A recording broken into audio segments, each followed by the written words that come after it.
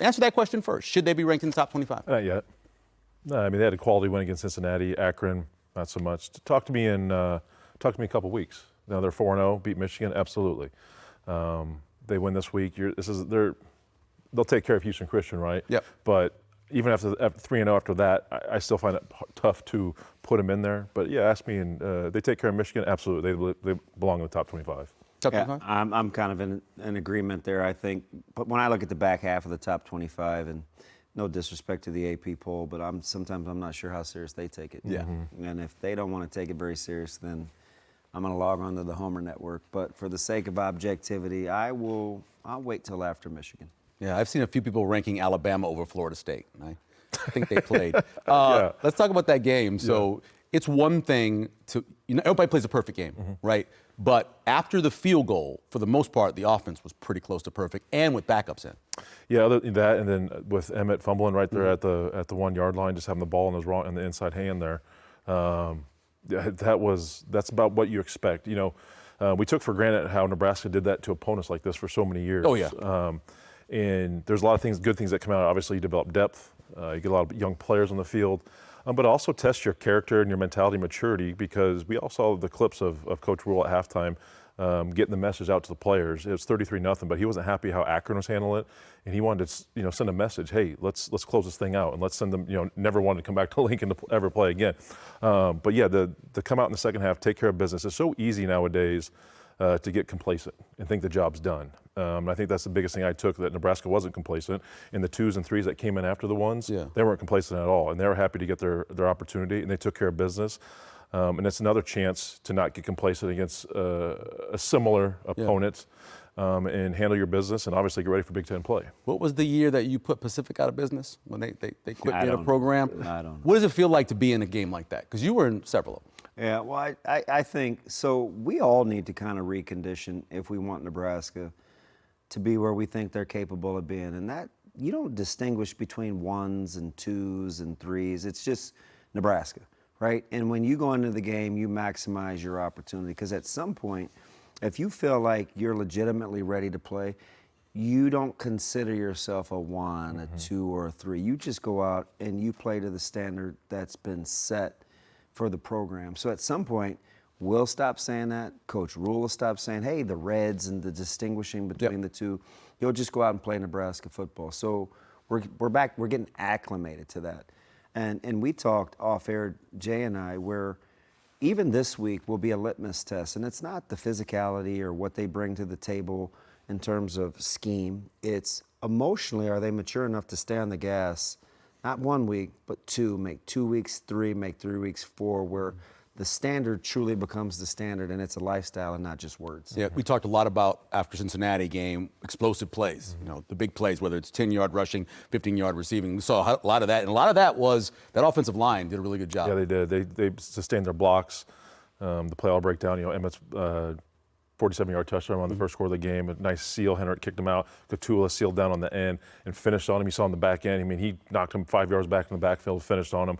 So there's a lot of that. Hunter winning out there on the perimeter. So it's just a lot of that stuff. And it's just the little things, right, that you see this there.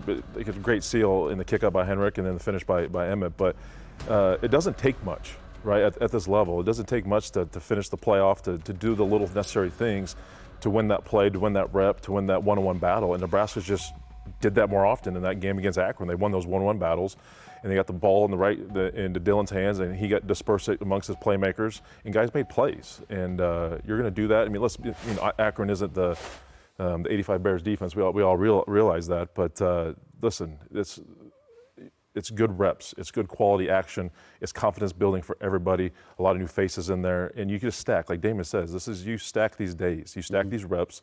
You stack this game. Now you're taking into, they took it into Monday, taking it into Tuesday, they'll take it into tomorrow, and it doesn't matter who you're playing. It doesn't matter. The standard's the standard, right?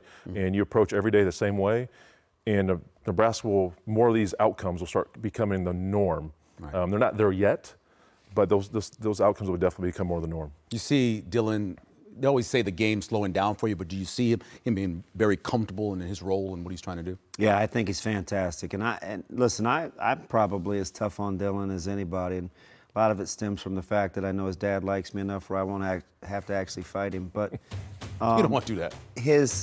Well, I'll take my chances. I know you would.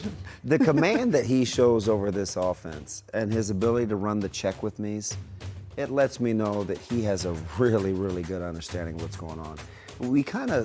We were so focused on the fact that they didn't get chunk plays against Cincinnati. Yeah. We lost sight of the fact that there are 10 different receivers in a one-score game. That lets me know he has complete command of where everybody is in this offense. And he did it again Saturday against Akron, where you saw every kind of throw. You saw the whole throws from hash to sideline. You saw him on the move. You saw the running first down. He's growing and evolving in this offense, and I think better days are ahead. Yeah, you saw the throw on the run, the touchdown to Dane Key. What do you think about Ja'Cory Barney and what you're seeing from him in this offense? Yeah, first and foremost, glad he bounced back healthy after that, getting back to his He's senses. playing hurt. Yeah. It's hard for young guys to play hurt. But seeing, his explosiveness, man, his ability to get the ball in space, utilize it. You see him in the punt return games. But just having that weapon, I mean, where he can sit on the outside, he can move into the slot. You get him in motion, you get him on the jet sweeps, fly motions, all those things. He's a weapon.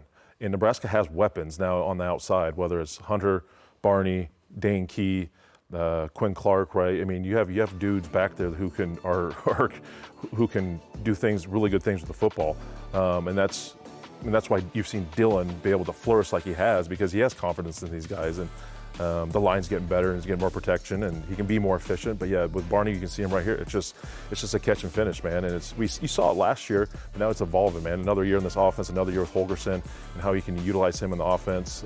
It's fun to watch, and it's fun to see this evolve throughout this year, because it's not going to be just him. It's going to be 5-6 other guys who are going to get these opportunities to perform day in and day out on Saturdays and perform with a really, really good quarterback dishing them the ball every play.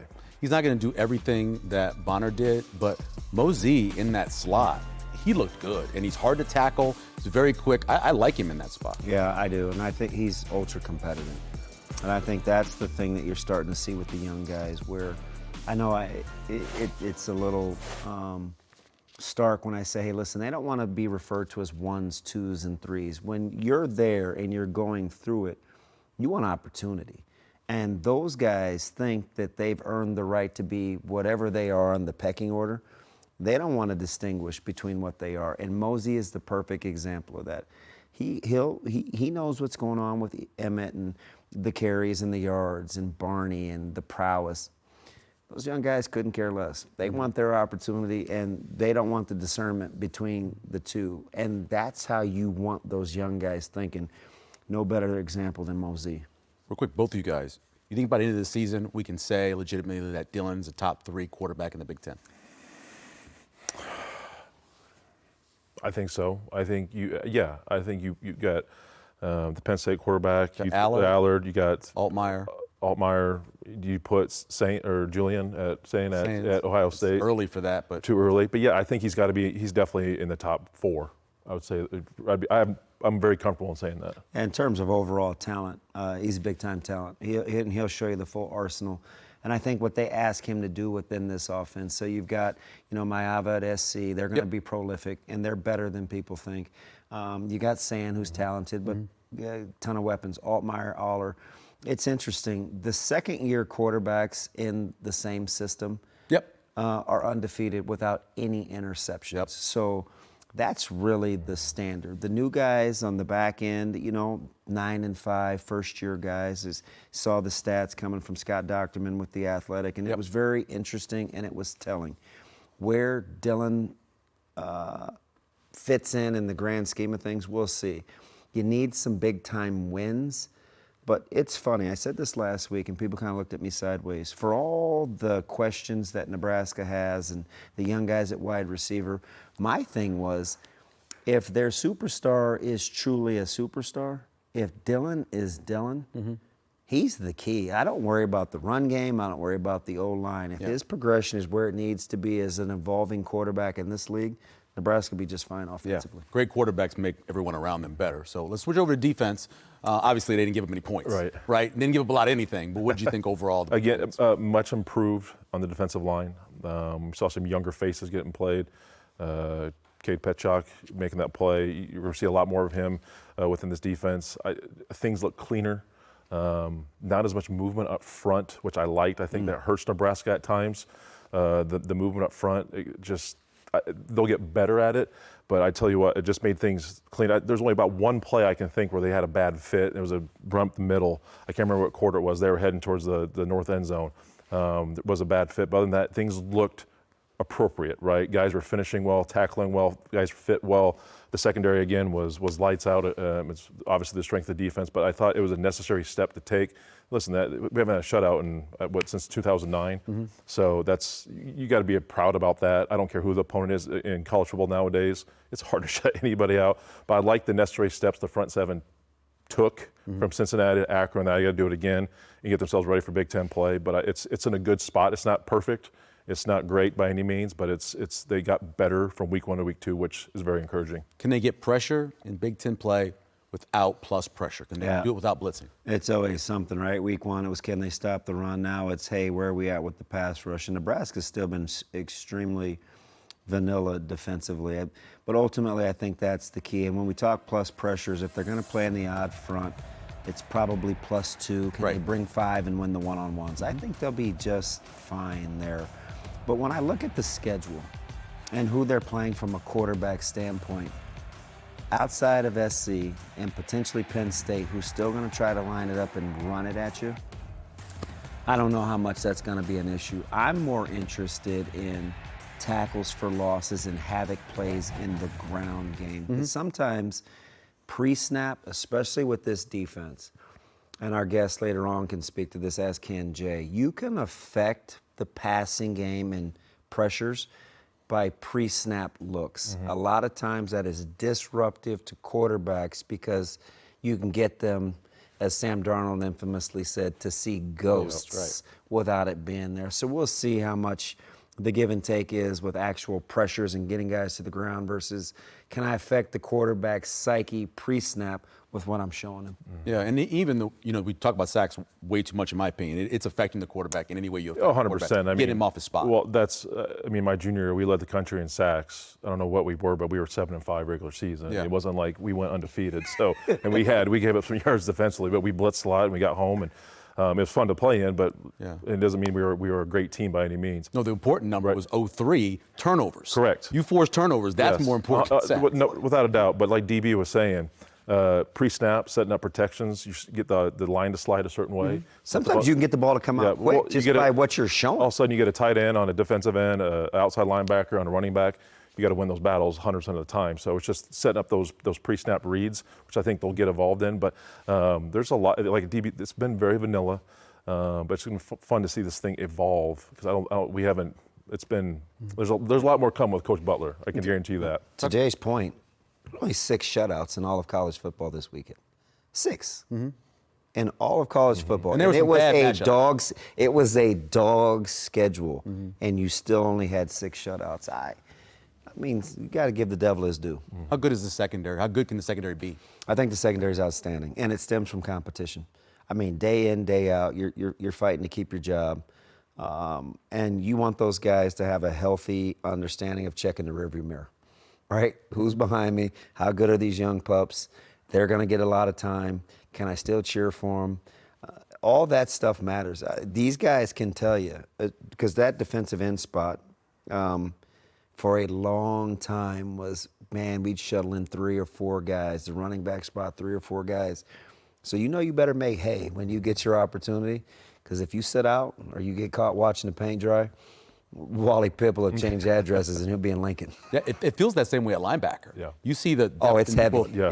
That's a real competition at linebacker. Shavers, watching Trent. Yeah. Dude, how about Merritt starting to come along? Yep. Yeah, that's good. That's a good thing. I mean, I remember my junior year, Barry Turner came in as a true freshman and played. That got my attention real quick. Oh yeah, sure. It's like you had to be prepared day in and day out in practice, and that's a healthy thing. That's what you want. Competition is the most healthiest thing you can have in a great program. If you don't have it, you're probably not a good football team or a good program in general. So yes, I like that, and it's developing the depth, right? It's another great week to develop more depth, because you can do one thing in practice, right, and do it in a scrimmage against your team against nobody in front of a Memorial Stadium on a Tuesday afternoon, but doing it in front of 90,000 when it matters, you're tired, you got to think through things, you got to communicate when you're tired. Yeah.